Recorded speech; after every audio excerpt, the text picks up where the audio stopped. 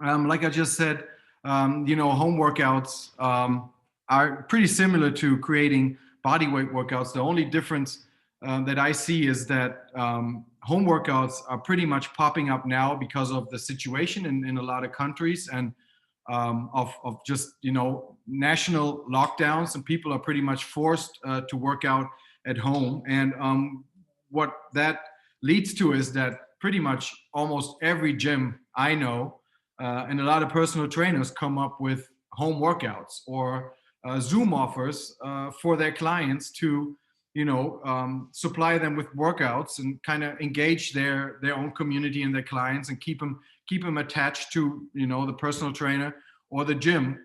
And last week I talked a lot about goals, and I think when you talk about body weight workouts, you can always work towards a certain goal. Again, home workouts are different because, in my opinion, it's really hard to prepare somebody for, let's say, an event like HYROX by just doing home workouts inside your living room or wherever you're at in your house.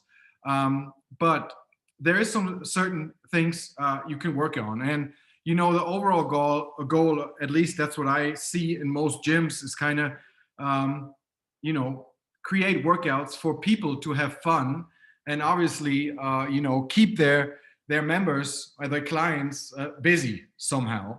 But I think you have to come up with certain goals, or at least some tools to motivate and push your clients.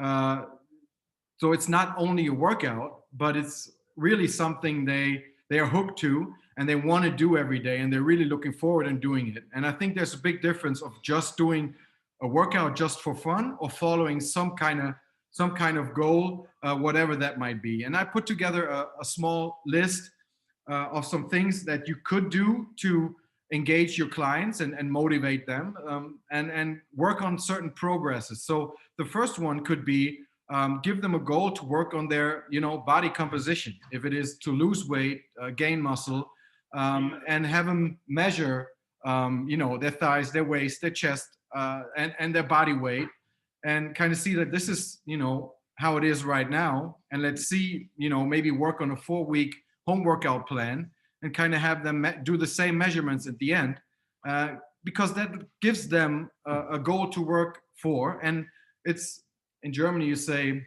so it's kind of like a soft pressure on them once they did all those measurements, and they tell how much their weight was, the different measurements of their thighs and waist. It puts a little pressure on them to really do those workouts and really do them with like a highly motivation, because in the end you're going to ask, so what has changed? Like, have you been working out? Have you been doing all my workouts? How does your body look now? And that'll give them some kind of goal to work towards.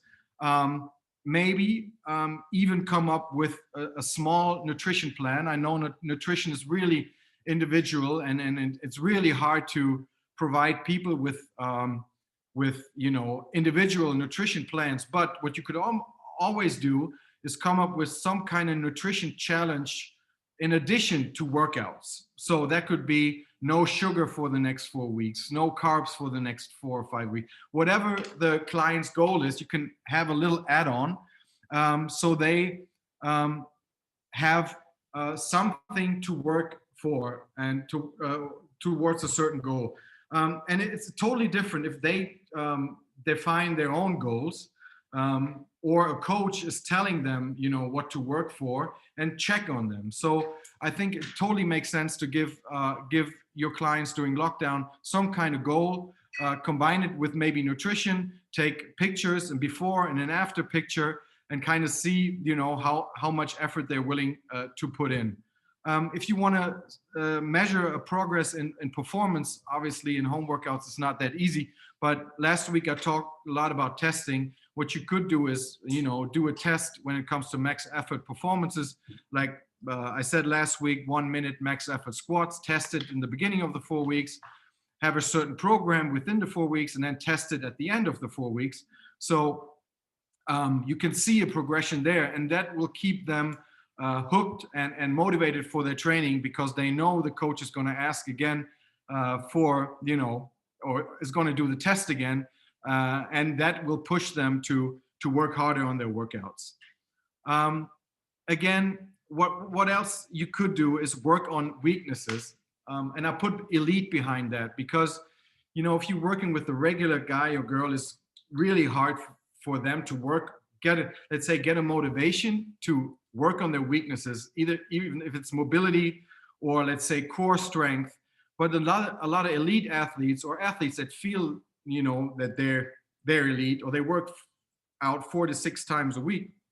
But obviously every athlete has some kind of weaknesses, and a lot of times it's the core. A lockdown is a great way to work on those weaknesses and provide them with like really ambitious core workouts. So after the lockdown, they get out of the 4 weeks, they go back to the gym, and they feel much better because they just have a better midsection, a better core strength. But again, it's really hard to tell average athletes to work on their weaknesses. They just want to have fun, and normally working on weaknesses is not really fun. It's just telling people to do something they don't want to do. But elite athletes, they're really willing to put in the work. So that's something you could come up with. The next thing is challenges. So here you need some creativity because, you have challenges all over the place. And I think sometimes it's overwhelming for people. But if you come up with a good challenge that will keep your people motivated and maybe have a ranking, and that's always something that's really challenging for people. If there's a ranking, something they compare themselves to other people, that's always something people love, or put a price at the end, whatever that might be. That's something what people really love to go after. One idea could be, and I just thought of that when I put this together, is maybe running your own competition. If you're a gym or a personal trainer, you could run a competition, a home workout competition. And I want to give you a small insight in what we did with HYROX. So we did in May, or March, it says a date here, May 27th. It's not the correct date, but we came up pretty quick with, a home series called the HYROX Home Series. And we released 5 workouts in 5 weeks. You can see here the different workouts that we released. And it's all workouts that you can do perfectly at your house, and everybody can do because it's low skill movements. So 2-minute max effort burpees, 1-minute rest, 2-minute max effort squats, sit-ups, and lunges. And at the end, you have a total score for that workout. So workout number 2, it's a different type of, it's more of a challenge than a workout, but it's getting really tough on people. So it always starts out with 10 squats, and you add 1 burpee every round until you can't finish the burpees within a minute. That was workout number 2. Workout number 3 was just, a workout for time with 50, 50, 50, 50. We put burpees over something, gave an object to jump over. Workout number 4 was an increase of movements every round. So you did 10 burpees, then 10 burpees and jumping lunges, burpees, jumping lunges, tuck-ups, burpees, jumping lunges, tuck-ups, and squat jumps. And round 5, round 6, we kept adding movements. Of course, in the end, you have a total score, which would be your time. And then the workout number 5 was a combination of different things. And, kind of add the cardio part to it, was 50 jumping jacks. What I'm leaning at, maybe as a personal trainer, as a gym, running a competition night like that could be something you might want to do during lockdown. Why would I say you should do that? A second.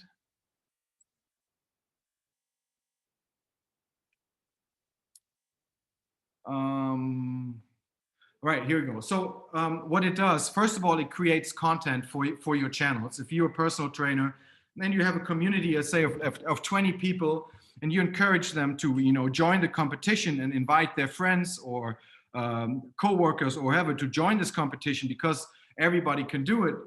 You have a global ranking. People have something to actually do the workouts for. And of course, we did it as I would say, bigger company.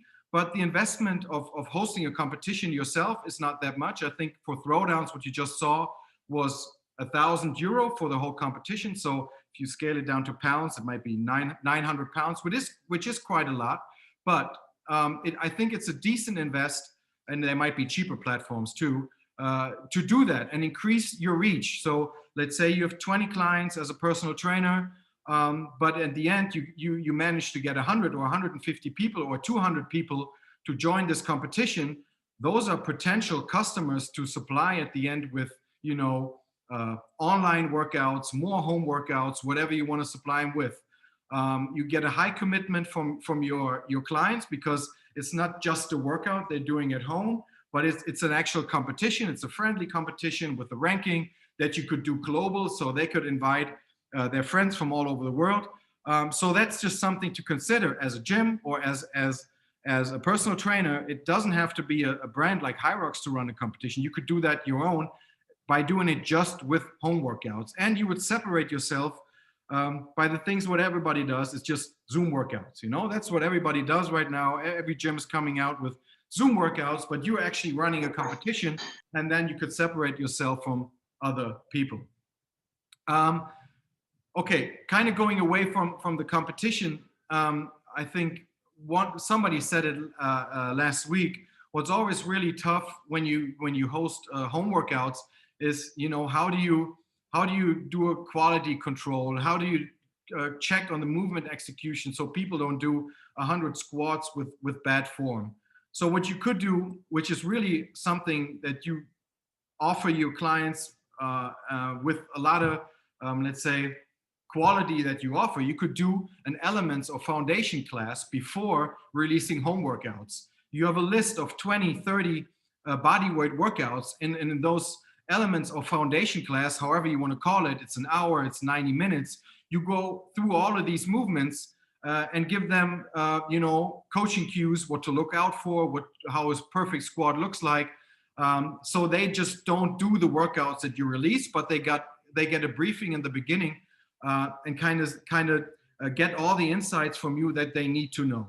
The second point is a list of movements. So you already tell them the workouts I'm going to release tomorrow is going to be workouts which will contain those 25 movements, and people can practice, which is really time consuming. Could be if you tape your own tutorial videos of each movement, but you don't have to do that, because YouTube is full of good videos, tutorial videos of squats, push-ups, burpees.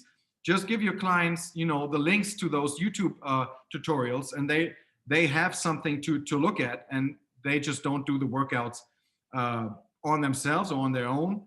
Because I think as a personal trainer, as a coach, as a gym, you always have to make sure your clients get the most out of those workouts. And I think it's pretty easy for a gym to just throw out a workout there and tell people, just do this workout. It's a 20-minute AMRAP of squats, burpees, lunges.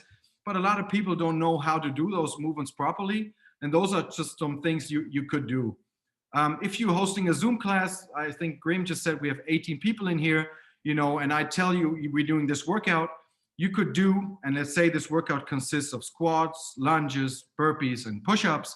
I could have all you 18 guys or girls do 5 slow reps of squats and correct every one of you at least a little bit on the screen, so give you a better understanding of how to do those movements.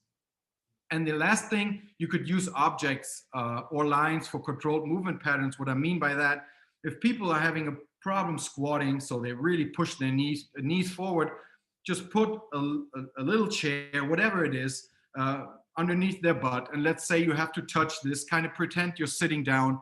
Or if they're doing burpees, mark 2 lines on the floor, so they always put the hands on the lines and don't have their hands all over the place. That's just a help for people to do their movements correctly when doing home workouts, which is tough for a coach and a tough challenge. But I think this is a list of tools that you could use to make this a little bit more professional and a little bit more, add a little bit more quality to your workouts and help your people do those workouts correctly. The next thing when it comes to home workouts, you have to be creative of some kind. I said, if you look at all those gyms, everybody's releasing workouts, and they're all pretty much the same. So just be creative and come up with certain new ideas. They might not be new because everybody's doing them, but there's a total difference between just a workout or coming up with some special ideas. And again, I said that last time, test everything yourself. So there's always a need of, once you create a workout, do that yourself in your living room, see how it feels, see how long it took. So kind of you are able to make some changes before releasing that to a broader group of people. Because what's always dangerous if just write a workout on a piece of paper, releasing it, you have 50 people doing it, and it doesn't really work out. It's the wrong combination of movements. It's the wrong philosophy of the workout, the wrong method of putting the workout together. You will only get a feeling for it if you really test the movement yourself. So what I mean by creativity, and this is just some examples what you could do, try to be creative and do one leg movements. So I said, for example, deadlifts and pistols. Okay, pistols is a one leg squat, which is really hard to do. But if you just grab a chair and try to stand up from your chair on one leg, it might be pretty tough for some people, and do that 10 times with each leg. It's something you could put that easily in a workout. And I think you don't see that too often. So, challenge people with doing one-legged movements, or do a one-leg deadlift with a bottle in one hand or whatever weight they want to use. That's something that's, a little bit more creative than just putting up squats, burpees, whatever. I don't know if you ever heard about the animal flow. If you haven't heard about it, just Google it and you will find plenty of movements. It's a different type of workout, but it's really challenging. It's really tough for people to do it. And why not throw that in there every once in a while, just to get a different approach and a different way of working out. If people are used to functional workout of really going hard and pushing them, I feel like, what is this? It's not really workout. But if you do the animal flows and if you do them right, it's really, really tough to do. So why not try that and put it in there every once in a while? Then everybody has a wall at home. That's something you could really use to do some stuff. Do a wall sit and add maybe, elevate an object to the front if you do a wall sit, or side raises, or bicep curls with some kind of object you have at home. Do a wall walk, which is really tough. Walking. Again, if you don't know any of these movements, just Google them. You'll find plenty of material. I'm not going to show you a wall walk now, but you just walk up the wall with your feet and you kind of walk towards the wall with your hands. Then push-ups, just don't do regular push-ups. Do hand release push-ups, elevate feet, do step-ups on a chair. That's just some stuff that you could do, or use some objects. And I think this is when creativity really comes into place, when you look around your living room and see what can I use here to create some kind of movement. And some objects that you could use is just a simple backpack. Put some stuff in there, put bottles in there, put rocks in there, put whatever you want to put in there to actually make it feel a difference in weight. You could use water bottles. You could use boxes that you use for, I don't know the English word for it, but if you move to a new apartment, to a new house, you always have those boxes that you can use, perfect for deadlifts. Just throw 150 books in there and you have a decent way to do deadlifts. Use your walls, or just use your furniture for, let's say, table pulls, or whatever you want to do. Like I said, chairs for step-ups. Like I said, creativity is everything. I have to say, I might not be the most creative home workout coach.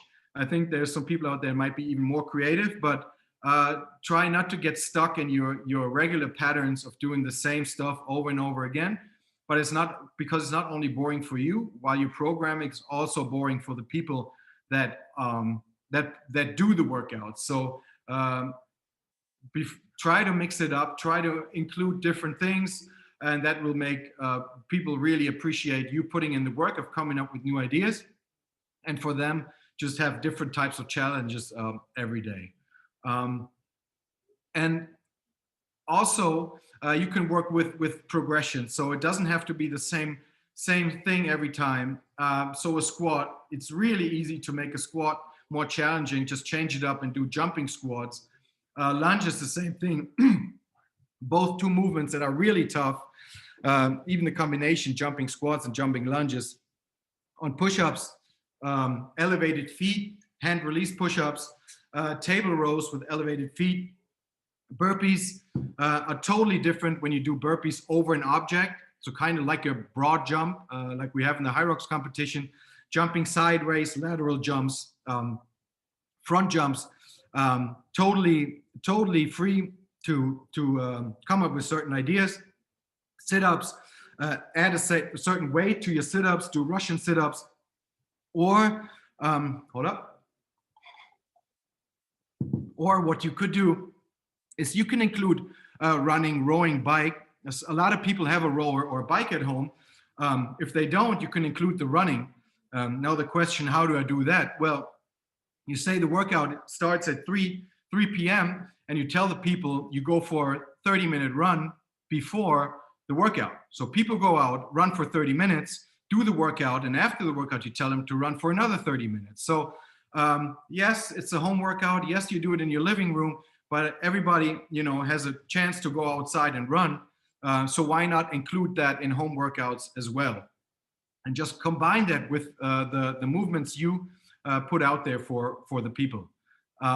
So again, be creative, come up with certain ideas to add weight to the body weight movements. And I'm not talking about dumbbells or barbells or kettlebells. If you have that at home or your clients have them at home, even better. But I'm thinking, or I know there's a lot of people that don't have anything at home. And then it's your job to come up with ideas to add weight. I talked about this last week, pretty detailed. So I'm just going to mention this, just some methods to come up to create home workouts as an AMRAP, as a HIIT or high intensity interval training, workouts for time, countdowns every minute on the minutes or in sets if you're working on strength programs.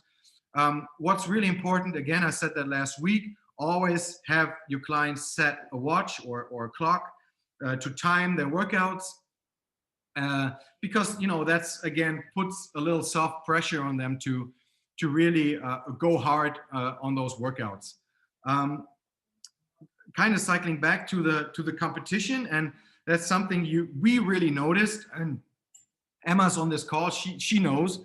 In the beginning, when we released the home series, people thought it's just a workout, so they did those workouts, not meeting the movement standards we put out there, and our judges tore apart their scores, really tore apart their scores, and people just didn't understand. And what a competition does or a challenge does, people will learn how to move properly and meet certain movement standards. And it's a totally different thing, just going to a gym and join a group class where, a coach is looking at you and kind of checking your squat looks okay, but not really checking your depth of a squat. In a competition, you have to meet those movement standards to get a score, to get a rep.